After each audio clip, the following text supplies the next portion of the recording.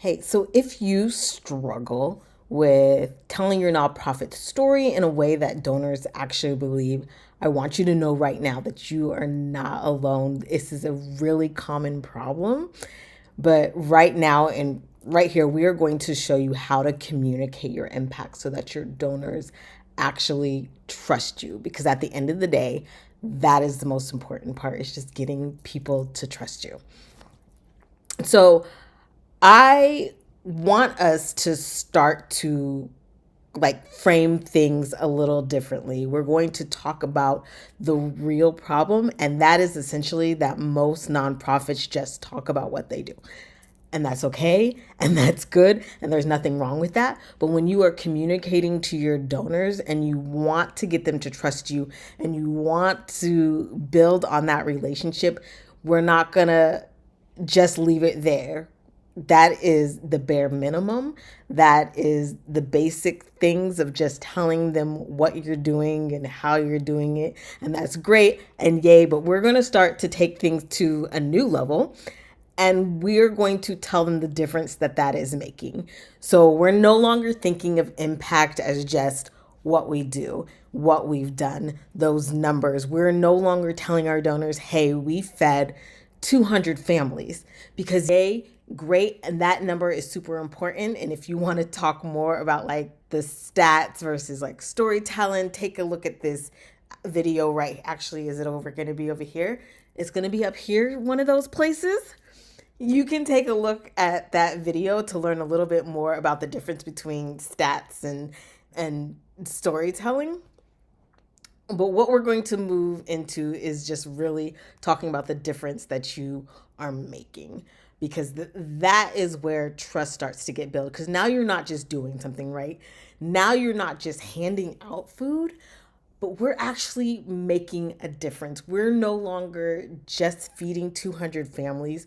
We are now giving families consistent access to healthy food for the first time, right? We're building stories. We are elevating the information that we're giving our donors. And this sometimes takes time, because sometimes all you know is that 200 families. But what we're going to start working on is building relationships not only with our donors, but with our community, so that you have these stories to tell and you can start to elevate those numbers and tell not just what you're doing, but the actual difference that these things are making. And I know probably you're thinking, why does any of this matter, right? The idea is that we want to drive trust. We want to drive repeat giving. We want these donors to go out and tell their friends about this incredible organization that they support, that their friends should support too, right? Word of mouth is gold. And when your community is talking about you, when your community is saying all the incredible things that you're doing, when the community and the people you serve are saying how you've changed their lives, that is everything. And that drives giving, and that drives donors to come back again and again and again. Because I'm going to tell you right now, 70% of donors give one time and then they disappear. So what we want is to start to create recurring donors. And that is why we start to build trust with them. Because honestly, right now, there is a huge trust gap, not just between donors and nonprofits, but just in the world in general. As AI is rising up, people just don't know what to trust anymore. Media trust is down. People don't trust journalists. People don't trust the news at all.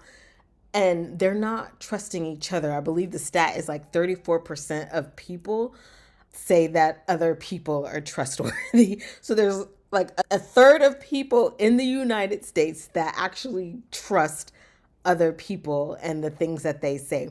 So we're looking at over 60%, 2/3 of people. And actually, I'm saying the US, but I'm thinking that actually might be the globe, where people just don't trust each other. They don't trust what they're seeing online. They don't trust what people say.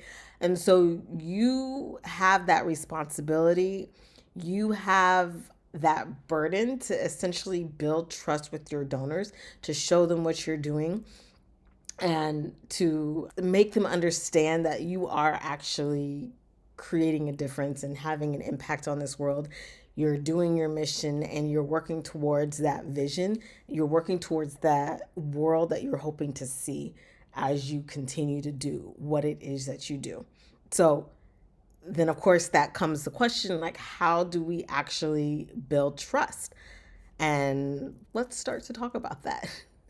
The biggest thing is shifting the mindset of your donors, right? We want to essentially define the difference between what you're doing and what you've changed. So instead of, hey, we hosted 10 workshops, we are now going to say, like, after 10 workshops, 85% of participants reported feeling more confident about finding like stable housing, or they're more confident about finding a job. We want to take that impact, those measurable change, those numbers, and add on a human story to them. This is essentially what we call like data storytelling, right? We're marrying the two. We're marrying that number with the human side in order to increase and really elevate your impact story. Because it's not just about what you did. It's not just about putting on those workshops. It's about what happened after that. And again, in order to get that means building a relationship with your community, making sure that you're talking to people, making sure that the impact that you think you're doing, the things that you are doing, the programs that you have are actually having the impact you think they are. And the only way to know that is to talk to your people, right? You can't just say, oh, we did this. This was so great and wonderful of us. We now need to go back and analyze and go back and look and see if we're actually making a difference, or if that's maybe even a program that needs to go away. And that's a good part of the SWOT analysis if you ever want to check out that. So in that SWOT video, we break down a SWOT. This is one of those things that we kind of go through. We look at our strengths, right? The weaknesses, the opportunities, and the threats. And this is one way to figure out if your programs are actually working. And that is just to talk to the people that you are serving. So I think another thing that we tend to forget is to really humanize things, right? We tend to have one thing or another. We're either telling stories or we're giving numbers, and we're really forgetting to put those together. But right now I want to just talk about that human side and how important it is to show that human side. The whole goal here is to bring in that emotional connection that really drives people to give and to trust and to build on their impact and get them involved and engaged in this story. Now, the idea here is not to manipulate. That's not what we're trying to do. We're not trying to guilt people into stuff. We're not trying to manipulate them into stuff by playing with their emotions. That's not what we're trying to do here, right? We are trying to build a connection. We're trying to build a sense of community. We want them to feel a part of this story. We want them to truly understand the impact that their giving has. And so this is where the power of storytelling really comes in and why it's so important. So this is that instance where we are taking those 10 workshops. We're telling them how 85% of the people felt more confident about finding that stable housing. And then you find one person and you find one family and you expand on that. And you can either get a quote or a video or just like a story, just something. It can be really small. It's okay if it's small, but you just want to have it, right? You just want to have that direct connection to one family, one person, just one entity that somehow felt the difference in the programs that you have put on and the impact that you have and the things that you are doing, right? Because we're not just talking about the things that we're doing now. We're talking about the actual difference that it made and the impact that it's having on people's lives. So now that we've essentially learned how to take those numbers and then use those stories, let's talk about how we're actually going to start to share this information with our donors and really use it to build trust. Because the idea here is to really show up consistently, to show up regularly. And you may be thinking, oh, well, we put out an annual report. We've got an annual report coming out once a year. And honestly, not all organizations do that much. So if you're doing that much, good for you. You're already starting to win. But you want to do it a lot more regularly than that. You want to hit them up at least once a month if you can. You want to talk to them when they're giving donations. You want to contact them and say thank you. We want to show up more than once a year for our donors. So I talked about just sending a monthly email, but it can be a social media post as well. You just want to make sure you're sharing updates with them, right? So that they know what's happening, what's going on, even if it's like a before and after post or just an update on an event that you had, just so they know you had it and what happened, and maybe somebody had something to say. And I don't want you to think that it can only be the community that you are serving that this isn't impacting as well. Because a lot of times people are working with communities and different people that don't necessarily want to be on camera, that don't necessarily want to show their face. And I think that's perfectly okay. There are plenty of ways around that, because your volunteers are also this great, amazing resource, right? And they can tell their side of the story as well.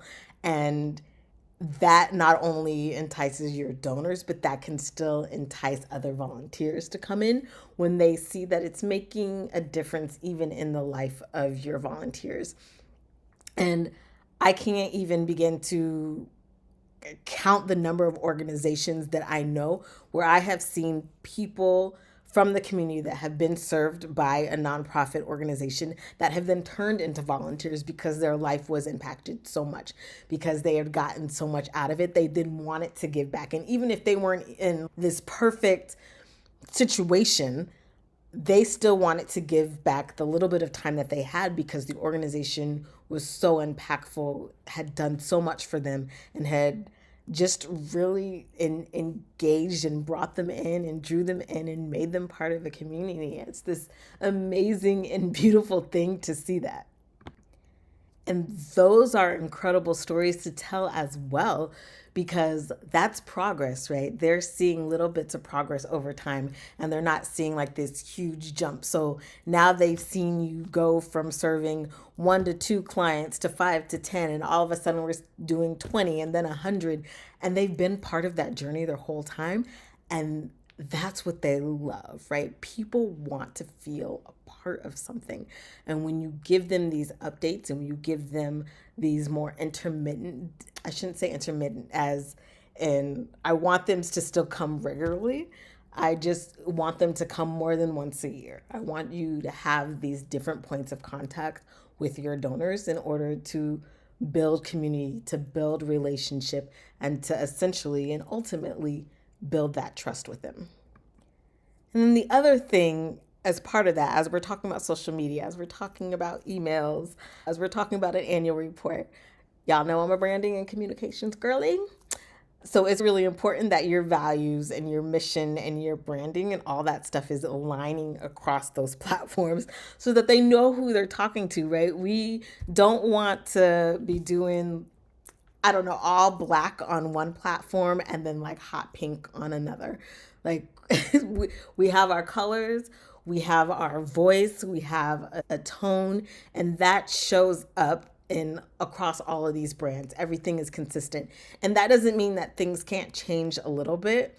Everything doesn't have to look exactly the same, but the idea is that it should always have the same feel. Right?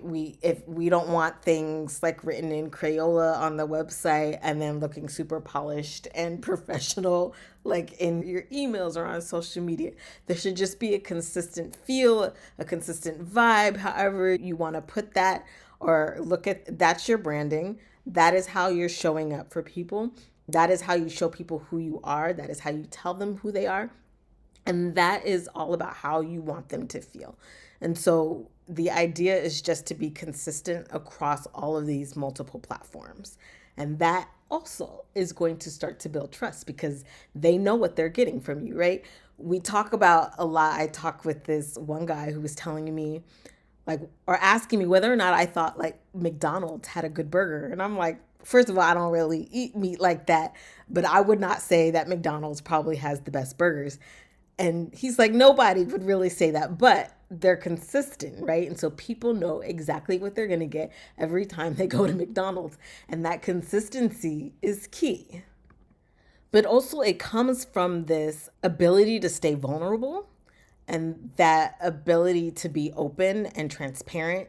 And that doesn't mean you always have to share your wins. It doesn't mean you always have to be perfect. You can share some things that you missed. Maybe you didn't quite hit a goal, and you can be honest with that. And again, we're opening up and we're being transparent and inviting people into the journey and into the community as well. I would suggest that you show how you're turning that around, that you don't just leave it in a negative space, that you show how you're taking initiative to really turn that around, make it better, make it not turn a loss into a win, but how you are keeping that loss from just staying there, right? And I think that involves sharing financials too. People get really scared about that. And I understand that with some communities, but I think it's really important to let people know where you are and how you're doing and where, things may not be aligning as much as you want them to, because that also gives people the ability to jump in and to help you out when needed, because they know where the deficits are, they know where there's a problem, but if you don't tell them, they're not going to know.